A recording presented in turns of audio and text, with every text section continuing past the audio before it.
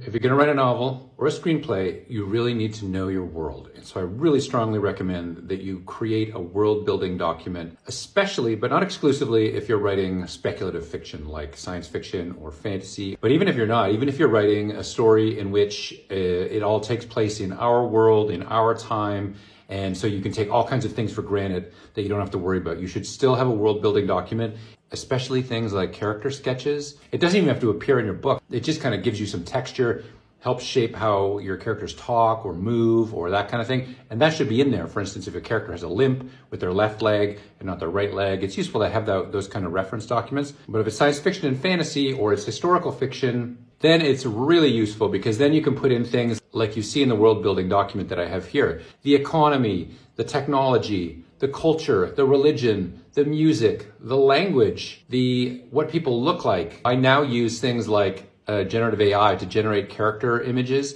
because it helps me to know what they look like. For my first book in my 3-book series, I created a whole soundtrack of like 10 songs. I created a music video that captured the vibe of the world I was trying to create.